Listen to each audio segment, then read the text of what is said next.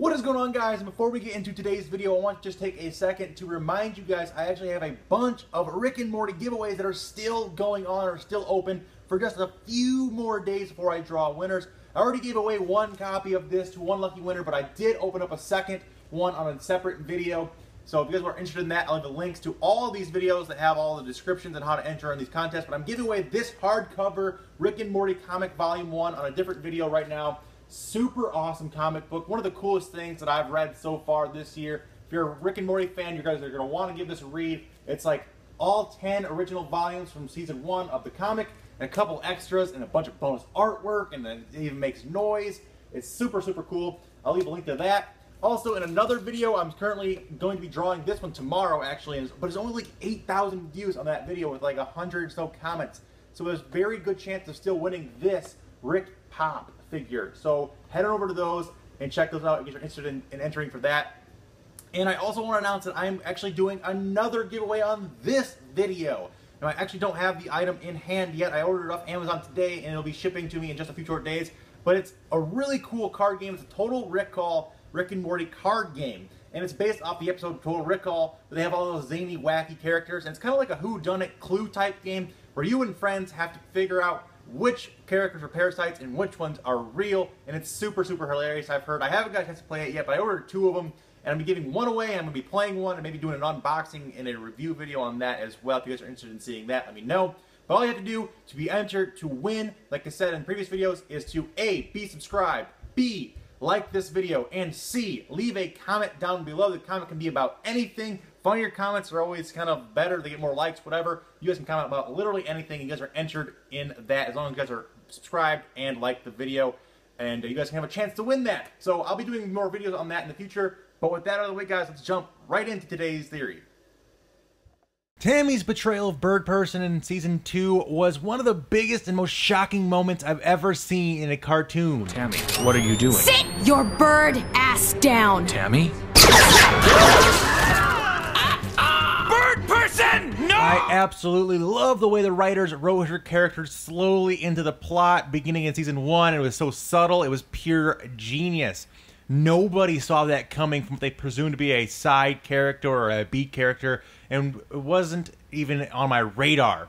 Anyway, we got a glimpse of what Tammy and now Phoenix Person are up to in Season 3 after the credits from the episode 1. Is it ready? Yes, we can bring it online now. Do it. I am Phoenix Person. But we haven't seen anything on either of them since, and we are over halfway through Season 3 already. So I got to thinking about, what could they be up to? Is there something I haven't noticed? And then I noticed something very odd. In episode 5 of Season 3, we are introduced to a new character, Trisha, that goes to Morty and Summer's school and apparently has huge titties. She could have easily been a throwaway character that was needed for the plot of that particular episode. However, Trisha appears again in episode 6 as one of Jessica's friends. But I mean really special, like nothing I've even remotely considered in the past. So what though, right? The show uses a lot of reoccurring characters that come from the school. However, the characters that have returned usually have certain traits that fit certain obstacles in the storyline.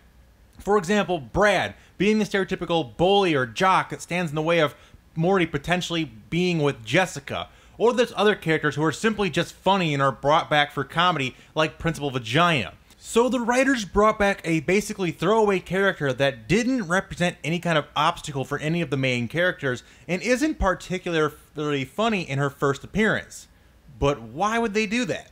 Well, in the 2 episodes she is in, it is shown that she's becoming closer to both Morty and Summer's love interests, Brad and Jessica. Also, in the 2nd episode, she is heard saying these 2 strange and sexual lines of dialogue. I want that kind of love, like that docking kind of love. Oh, yeah. Like penis in the foreskin kind of love. Just like warm, just like... Have you ever been peed on before? Oh my god, yum. Doesn't that oddly placed line of sexual dialogue seem familiar? Well, if we go all the way back to episode 11 from season 1, Risky Business, we hear a very similar line from none other than Tammy. I love watching Bukkake. I mean, like, I don't know if I personally would ever do it. Brad! I think this is supposed to be a subtle way of telling the audience of the character's true identity. Like I said, the only other teen in the entire series so far that talks this way is Tammy when she's undercover trying to get close to Summer and ultimately take down Rick and his friends. You know what this human eats. Don't be gross, Tammy. Bird.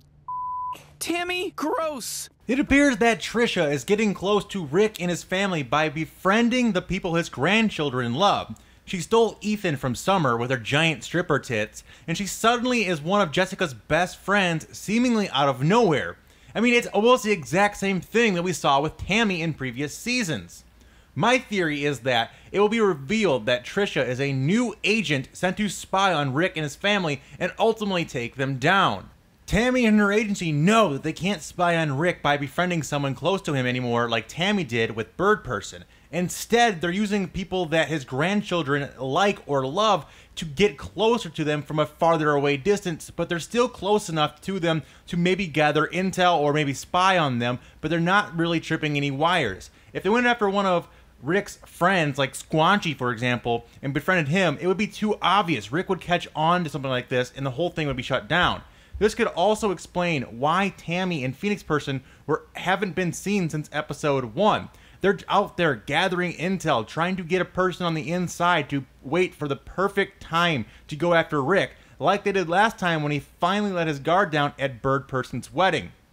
My guess is that Trisha will continue to play a background role throughout this season and maybe into the next, but eventually will be revealed to be yet another spy when Phoenix Person and Tammy finally return and they try to take out Rick once and for all. All of this seems to just fit in somewhat perfectly. I mean, the parallels between the two characters of Tammy and Trisha are like almost too much to overlook. They're both kind of started out as subtle background characters, and they're both kind of trying to wiggle their way into their main characters' lives in some way, in some fashion, to try and get closer to Rick. And they both kind of, like I said, appear out of nowhere and have this weird no backstory. They weren't mentioned in any episodes before. They're not in anything else. And then all of a sudden they're just bam, there. And then all of a sudden they're important characters.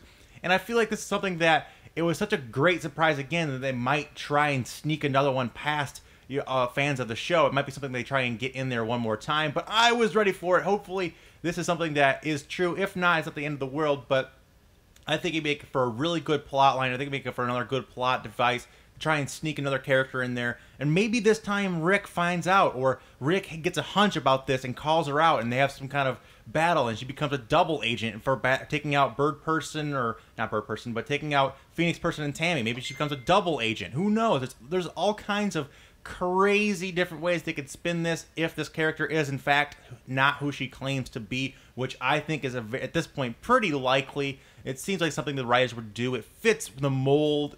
I think it fits like what they would typically do. They do these little subtle things. They're in the background. They're kind of harder to pick up if you're not a long-term fan of the show. If you're not looking at things with a fine-tooth comb, you can very easily overlook many things like this. But when you do look at it from the big picture, it fits. It just makes so much sense. It's another parallel to draw there, and that's why the show is so fucking awesome. It has all these cool layers and layers of depth and things like that that they throw in. I absolutely love when they do like this, and I pray that this is something that we can see, and we can see these characters kind of more fleshed out, and I hope that the return of Tammy and Phoenix Person isn't a cliffhanger, because that would be sad, because God knows how long it'll be before we get season 4. So I hope they don't end it on a Phoenix Person and Tammy cliffhanger, but we'll have to wait and see on that. But anyway, guys, that is all just speculation at this point. We have to keep in mind that this is just a theory at this point, but we have to keep our eyes open for any little clues or hints or anything for the background of the character of Trisha, or any kind of mention of Tammy or Phoenix Person in the future to kind of tie these all together. Hopefully we can get some more evidence down the line. But that's all I have for today, guys. I want to thank you guys all again so much for watching this video. Really do appreciate it. You guys hit that like button, subscribe for more Rick and Morty content. Check out some of my previous Rick and Morty theory videos and Easter egg videos. I've got a whole playlist full of them, done so many of them. Loving Rick and Morty this season. It's been absolutely great. Also, I want to give a huge thank you and shout out to the Reddit user Richard Carlin for coming up with this awesome theory to base this on. I'll leave a link to his original article down in the description, so head over there, give him some love.